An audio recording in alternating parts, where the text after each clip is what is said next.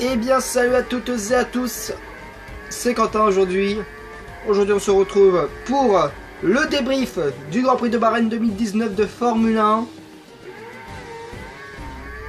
Et on va beaucoup parler, voilà.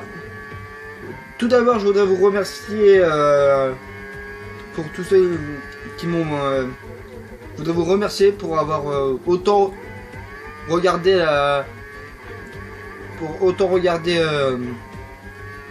le premier débrief. Vous étiez super sympa. Merci à vous. Donc je vais continuer sur ça. Alors après c'était mon tout premier débrief, donc c'était normal que j'oublie un peu des trucs, mais vous inquiétez pas, maintenant pour le débrief de Bahreïn je ne vais pas tout oublier. D'ailleurs le débrief, on va commencer par les essais libres 1, 2, 3 où honnêtement j'ai regardé pas beaucoup de... surtout regardé à part que Giovinazzi a décidé de enculer Hülkenberg aux essais libres 1 parce que les deux se touchent. À qui la faute? Pour moi, je dis que c'est de la faute de Giovinazzi. Le mec qui passe comme ça, il se prend en course, tout ça. Il fallait pas. Après, on est essai libre 2. Je suis un peu sceptique, il n'y avait pas grand chose. À part Vettel qui part en tête à queue. Peut-être qu'il avait déjà prévu son coup pour la course. Je sais pas. Après, en essai libre 3, bah rien de spécial. Alors, honnêtement, est-ce que les Ferrari, on les a retrouvés? À 50%. Oui, je veux aller 80%, un gros 80%.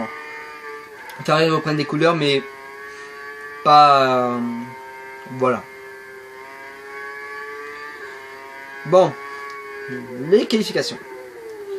Alors, pour moi, ça m'a fait choquer de voir Hülkenberg en Q1, sortir de Q1. Mais quand tu sais que, quand tu as compris pourquoi il était sorti de Q1, et que tu lui dis, et que tu penses que c'est... parce qu'honnêtement, quand j'ai vu Hülkenberg éliminé de Q1, et bah... je me posais des questions. Est-ce que c'est le vrai niveau de Renault ou pas? Parce que là, sinon, on retourne en 2016. On voyait Renault toujours sorti en Q1. Mais après, quand tu sais que quand on comprend le problème, c'était le MAPI, on voulait savoir ce que c'était. Mauvaise cartographie moteur pour Hülkenberg. Voilà pourquoi il est sorti de Q1. Là honnêtement, ça fait beaucoup trop. Même beaucoup trop. Mais c'est pas fini. Ricciardo qui tape Hülkenberg en qualification. Au KLM. Honnêtement, chapeau Ricciardo. Après la Q2, bah la Ricciardo, je crois, elle se fait sortir. Gasly se fait sortir aussi, mais pas très loin de Verstappen pour la Q3. En fait, la Q3, c'est joué à rien. C'est joué à rien. Voilà. Donc honnêtement, voilà. Si la Q3 c'est joué à rien, bah pour rentrer en Q3 c'est joué à rien. Alors, après ce qui était plus bizarre c'est à Q3 parce que tiens bah d'ailleurs Q3. Alors, quand tu vois les Ferrari 1 et 2 en essai libre 1, 2, 3 et Q1, Q2, tu te dis la pole ça sent une Ferrari. Et on n'a pas eu tort. Pole de Leclerc. Boum, comme ça. Dès sa deuxième course, il claque la pole. Waouh. Bon. Honnêtement, on savait que cette année, avec Leclerc, on savait qu'il pouvait faire une pole. Mais pas dès la deuxième course. Peut-être au Canada ou à Monaco. Tiens, chez lui, pourquoi pas. Mais honnêtement, je m'attendais pas aussitôt pour Leclerc. Et on a... Puis après, les qualifications, on se pose des questions. Est-ce que Leclerc va le faire? Alors quand je dis va le faire, c'est-à-dire, va-t-il chercher sa première victoire en Formule 1? Et bah... la course. Super départ de Vettel, comme Bottas et Sainz. Sainz qui avait réalisé la Q3 tête de sa vie, parce que les McLaren font la Q3 des Bahreïn. Incroyable cette McLaren Renault. Mais c'était le même cas en 2018 et on sait comment ça a fini. Bon, revenons au devant. Super départ de donc Vettel, Bottas, Sainz. Les autres pilotes qui sont endormis, Leclerc, Hamilton, Verstappen. Puis après on a eu un joli contact à l'arrière par Monsieur Stroll et Monsieur bah ça fait chier. Oui, j'appelle Monsieur ça fait chier. Coucou à Formule X au passage. Oui, je parle bien de Romain Grosjean. Contact pour Romain Grosjean, roue arrière crevée. Il sera obligé d'abandonner quelques tours après. Qui a fait d'ailleurs le premier abandon. Je en parlerai dans le 0,5 chrono de tout à l'heure. Puis après, bataille entre quelques tours après, bataille Leclerc-Vettel. Là on se dit, ça va finir mal. Non. Leclerc qui dépose Vettel au calme. On dirait que c'est plus le numéro 1, c'est plus Vettel, mais c'est plus Leclerc. Leclerc futur champion du monde, je te le dis. D'accord. Après, quand tu te dis que Alonso voit Leclerc champion du monde avec Ferrari cette année, et qui oui, parce que Alonso il était à Bahreïn. D'ailleurs, il fera les tests mercredi sur la M734. Voilà pour le petit point rendez-vous. Quand tu penses que Alonso a dit que pour lui le favori en 2019 c'était Leclerc et qu'il le voyait bien gagner, alors je peux te dire que je préfère que ce soit Toto Wolff qui me dit oui Leclerc c'est le favori, tout ça. Parce qu'honnêtement voilà. Bon après, quand tu te dis voilà, Leclerc chapeau, il a fait un très bel début de course. Mercedes dans les débuts et moitié de course, il y a eu des problèmes. Hamilton qui a eu des problèmes, ses pneus arrière après son arrêt au stand, son premier arrêt au stand, Hamilton a eu des problèmes aux pneus arrière,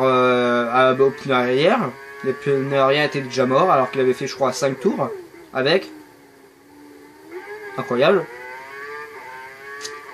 Bottas, alors Bottas j'en parle même pas, il était inexistant. À part à la fin.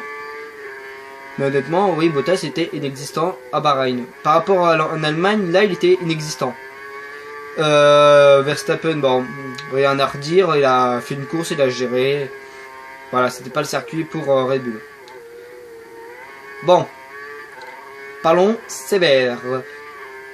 Jusqu'à un moment, on se pose la question, mais tiens, Hamilton est en train de revenir sur Vettel. Eh bah oui.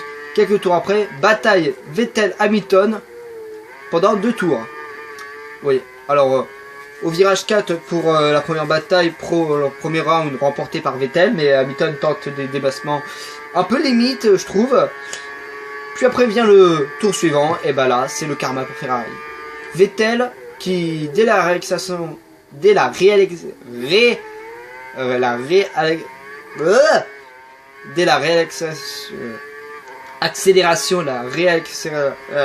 oh putain, bah, malheureusement, bah, ici, Vettel, il essaye de passer et pouh, tête à queue. Voilà, à la réaccélération, enfin, à la réaccélération de Vettel au virage 4, Vettel part en tête à queue et il n'y a pas eu de contact. Et quand j'ai vu ça, pour vous dire, je me dis, les démons de Vettel 2018 sortent de ce corps, ou même les démons de 2018 sont de retour chez Vettel. Parce que Vettel, putain, il a le meilleur moteur pour aller gagner. Et il te fout en tête à queue les chances de Ferrari d'avoir un doublé. Putain. Oui. Parce que quand je dis ça, Vettel et Leclerc étaient 1 et 2. Ça fait chier. Un Grosjean. Puis après, quelques tours après, quand on a vu Vettel en tête à queue, on se pose des questions. Est-ce que ça va arriver pour Leclerc? Et bah, radio de Leclerc. Problème moteur. Récupération d'énergie. Défectueux. Il n'y en a plus de récupération d'énergie. Il doit utiliser son moteur thermique. Honnêtement, là tu te dis, ouais, mais c'est le moteur il va encore bon. Ouais, mais la récupération d'énergie cinétique, il a perdu quand même 130 chevaux pour une Ferrari qui a plus de 1000 chevaux. 130 chevaux en Formule 1, c'est beaucoup, et on l'a vu quand même. Quand Leclerc il est à moins de 130 chevaux et que la Mercedes a aucun problème, c'est comme si Leclerc mettait, c'est comme si Hamilton mettait un tour à... Non. C'est comme si Leclerc conduisait une Williams de 2019. Voilà. C'est ça. Honnêtement, c'est ça. Leclerc, quand tu lui enlèves 130 chevaux, c'est une Williams. Et on l'a vu. Bon. Après, là, Bottas double Leclerc, mais là, on se dit, oui, là, Leclerc, il a perdu le podium, tout ça. On demande à la radio de Verstappen, est-ce qu'avec mon rythme, je peux doubler Leclerc? Les dirigeants de Red Bull ont dit, oui, tu pourras doubler Vettel avec ton rythme. Jusqu'à, et oui, les Renault, qui s'étaient très bien, ils sont même touchés à quelques tours avant, sont... Je sais pas quoi dire. Les deux Renault sont au tapis. Ils se sont pas rentrés dedans, non, non, non. Ricardo, son moteur, il est... le moteur de Ricardo, il s'est éteint comme ça. Et Kemberg, son moteur, il a fait... il est parti en fumée. Et en plus, les Renault ont abandonné simultanément au même endroit. Au même endroit. Au premier virage. Oh oui. Au premier virage, les deux Renault ont abandonné au premier virage. Et ça, c'est incroyable. Quand tu vois que l'année dernière, c'était les Red Bull qui avaient abandonné. Bah, c'était là, Hülkenberg était en face. Ricardo, il était ici. Il était là, dans l'herbe, ici. Et honnêtement, là on se dit, oui, ils vont mettre une VSC ou quelque chose, un double drapeau jaune, c'est bon, c'est... Voilà. Oui, mais à part la voiture de Ricardo, à part la voiture de Hülkenberg, Ricardo, il est... la voiture de Ricardo n'est pas... on peut pas la sortir, ça clignote au-dessus. Oui, parce qu'en F1, si ça clignote au niveau de l'arceau, ça veut dire que la voiture est chargée en électrique. En électricité, donc ça veut dire il ne faut surtout pas toucher la voiture, sinon coup de jus. Bah coup de jus, pas style hop, non, coup de jus. Voilà. Voilà pourquoi les commissaires n'ont pas touché la voiture à Ricardo. Donc ça a donné safety car. Oui. La FIA décide de, pour pas dire de supprimer de la VSC. Je pense que la VSC existe toujours, mais je crois que honnêtement Charlie Whiting, je pense qu'il aurait mis VSC. Honnêtement, Charlie Whiting, oui, il aurait dû mettre VSC. Mais là, honnêtement, mettre safety car, chapeau. Parce que chez Canal+, on s'attendait pas à ça. Et donc, grâce à la safety car, je pense qu'il y en a un, il était vert de rage à propos de la FIA. Je vous demande pas lequel, je le sais. Ah bah oui. Un bon Max, tu lui dis à la radio, oui, tu peux doubler Leclerc avec ton rythme, tout ça, et que quelques minutes après, tu retrouves avec une safety car qui va aller jusqu'au bout de la course. Tu le dis, enculé de FIA.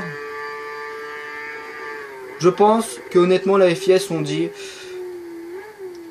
ça ferait chier de voir un pilote aussi jeune, un petit prince, parce que c'est quasiment le prince de Monaco, se dire il était premier en pole, tout ça. Je pense que chez la FIA ils se sont dit, tiens, on va mettre la safety car comme ça, on va bien aider le petit Monégasque pour qu'il finisse au premier podium. Oui, vous avez réussi, il a fini 3ème. Mais honnêtement, moi ça m'a fait plaisir de voir Leclerc sur le podium. Honnêtement, pour vous dire, je savais que... je vais vous dire, quand j'ai vu Leclerc en pole, je me suis dit, c'est sûr il finira sur le podium. Je m'attendais pas... pour vous dire, Leclerc, moi je le voyais sur le podium, c'était sûr. Mais moi, ce que je voulais, j'étais sûr qu'il allait sur le podium. Pour vous dire, là on va passer au 0,5 chrono du Grand Prix de Bahreïn. Je vais vous parler parce que lors du 0,5 chrono de Bahreïn, je vous avais dit pole d'Hamilton, ça n'a pas été le cas.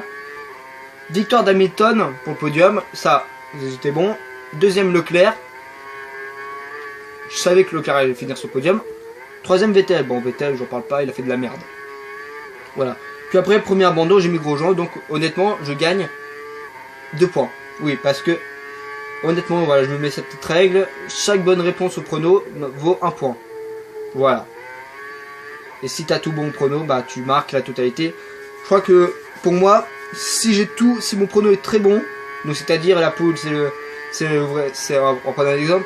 Si en Chine, je mets Hamilton en pole et qu'en vrai c'est Hamilton en pole, sur le podium, je mets, je sais pas, moi, Hamilton, Bottas, Verstappen, et que c'est le vrai podium. Ok, et le premier abandon, je sais pas, je mets Sainz. Et Sainz abandonne et premier abandon, là, j'ai le gros lot, 10 points au total. Bon, on va maintenant passer au 0,5 prono. Alors, le 0,5 prono du Grand Prix de Chine. Hop, hop, hop. Voilà, on met en pause le truc. Putain de manette. Voilà, hop. Désolé si je... Ouais. Voilà. On va mettre le prono. Voilà. On va remettre là. Alors, le prono du Grand Prix de Chine. Je vois la pole de Bottas. Voilà. Bottas, honnêtement, je pense qu'il peut faire quelque chose en Chine. Parce que c'est pas un circuit type Ferrari. Le podium, premier Hamilton, deuxième Bottas, troisième Vettel, encore un double Mercedes. Et le premier abandon, je mettrai Sainz. Ouais, Sainz. Et voilà. D'ailleurs, il faut que je rajoute le meilleur tour. Je vais faire ça. Hop. Meilleur